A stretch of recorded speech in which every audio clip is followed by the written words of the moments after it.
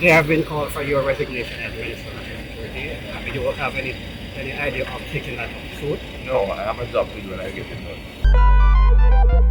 Called by the opposition on the Commission of Police to resign if they can't find a better strategy to solve the crime problem. What's your view on that?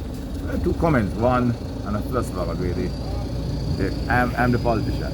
Yes. There are politicians and two, right? The commissioner is not a political office, and I find it very disturbing that the oppositions would have drawn the commissioner into what essentially was from a political platform.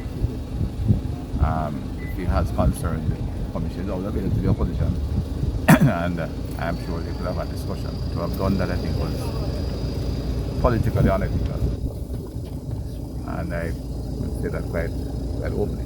This country neglected the police was for 50 years. Neglect. The police stations were run down. They had no transportation. They had no communication. The way we pay them was an insult to the profession. This government views the police as a very highly professional group. The commissioner has discussed extensively. He has made internal reorganization efforts. He has changed the system of promotion. There are a number of things to really take the police where it should be, but it requires significant investment. That investment was stalled during the COVID year. We're going to continue. There is the issue of the salaries raised. As I said, we are taking steps to significant policy change over the approach remuneration. We're not getting too big a debate here. The police deserve to pay and they get more. And we'll settle without too much conflict because we're not takes two to part. We're not calling the police about what they deserve. It just has been done in a manner that is appropriate and will be sustainable and will protect their status as professionals going forward. Right? So we're not in this little tit for tat police ad hoc operation treating them, right? We treat them as they are professionals who are doing an extremely difficult job, working hard and still working hard. And they know, when this is settled, I think they're in a much better position to be getting there. This commission has played a major role, not only in terms of advocacy to the government, but in working with the police, working with the officers there, get a keen understanding of the challenges. And there's some organizational changes. The welfare department of the police was been established by this commissioner. For the first time, the senior superintendent's office deal with that. The development of the technology department done by this commissioner. Right? The whole deputy commissioner for logistics and it's been brought in by the commissioner. What does that mean? It's not redounding to the changes, the reduction of crime. People won't see it as being, effective. It will impact. We're not going to impact overnight. We have had a pretty large team. The division has one of the largest division currently. But we have had some more special teams assigned to work on identifying and disrupting the violent producers. It is proving challenging because they're not, while they are gang related, the gangs are organized differently in today's situation. In that, lot of scamming, advanced credit fraud in legal language, is a source of funding, and there are many more centers of activity in the gang. Small groups that have enough weapons to cause problems, and then they work on an alliance rather than an overall gang. So disrupting a gang is no longer the easy way to stop the bloodshed. You have to go out there. So the police is looking at some additional or strategic changes, which I am aware of, but I can't go into the details. I'm not an operational person. I don't mind from the details, but I know the principle involved that we can also redeploy them in to apprehend the players and the groups who are known to be advanced producers. Unfortunately, there seems to be all that uptick in January, and then you seem to level off and hopefully we can keep it low. But that's the stage of where St. James is really in bad shape right now. The police force is stretched, sir. Where are we going to find the additional resources, manpower to fix the problem in St. James? Well, St. James has a pretty significant division in numbers. the actual numbers is not the biggest problem in St. James right now.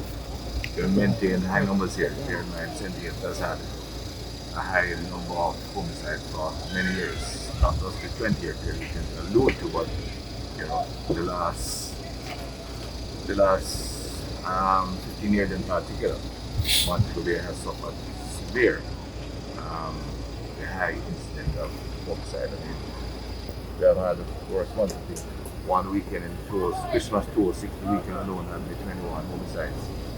It was Thursday to Monday. Unfortunately, it's not something one can get used to, you know, and I thought it should. But it means that St. James has had a dealing with high incidence of homicide, which is why they're maybe felt relieved and like to have the state of public emergency here. We dropped by nearly 60% in the year that the SOA was implemented in St. James. Dropped from 345 to 125. We have to now look at additional tools, and we're looking at them, and I said that's what we'll have month over the next few months. But like some peculiarity, right after Christmas, yes, we call it and although there are special deployments, you will see that the homicide moves. Most of the homicides take place in and around the urban center. Now most of the homicides take place outside of the urban center. And not only changing operations of the gap, but it's deployment of the PR team, some Jamaica cameras, etc. Downtown here in a kind of a different ecosystem for the criminal activity, and they have moved out. So we have to change our deployment, not moving the care team, the quick response team, but we'll do a number of other things to be able to deal with the rural part of the scamming that one instant where you know somebody commits a felon, whether that's stealing, shooting, injuring, or otherwise, and you identify them, get the evidence, you find them or not. Scamming is something that takes a fairly long time period of investigation to get the linkages, see how the money is moving, where it's coming from, where it's going to, etc. What I do know is that they have increased their intensity of operation, collaboration between the various agencies, and I expect some good results in interrupting the operation this year. It will never leave us, but we can mitigate the damages caused and reduce it significantly. Yeah, Minister, have investigations been launched into reports that the members of the JDF are abusing residents in the side? Again, that's a matter that is within the Army's purview, and I'm sure if the matter, I know I heard a call it and they're instructed to report to the commanding officer, and if any such thing will be thoroughly investigated. Mr. Minister, we've been hearing that a number of the recent murders in Montego Bay, St. James in general, are interrelated. Is the intelligence showing you that these murders are linked, or reprisals, retaliations? Most of the, depending on what you mean by linkages, most murders in St. James are a result of dispute between different people involved in lotto scanning. And sometimes they are from the same grouping, and sometimes they are from different groupings. How they're linked is difficult for me to say. What I do know is that you usually have a good picture of what group is doing the killing, and a number of them have been apprehended. I think just yesterday,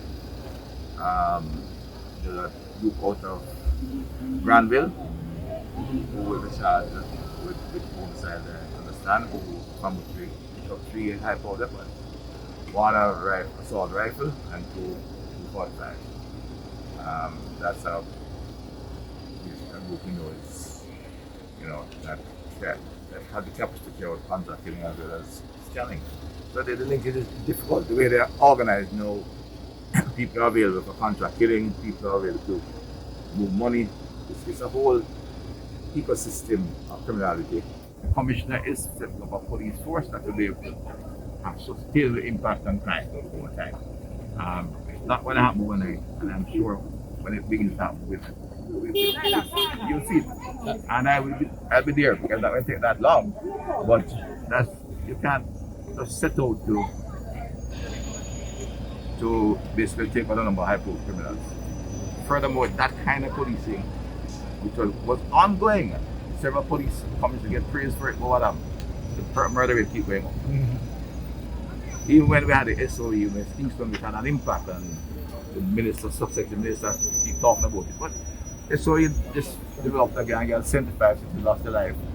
And subsequent to that, gangsters were hiding. All you don't, people were keeping quiet all over. They were hiding because they didn't expect that kind of assault on the gangsters. But that's the kind of you can do every day. What we are doing is to build a police force that can deal with it. And this is the content can happen.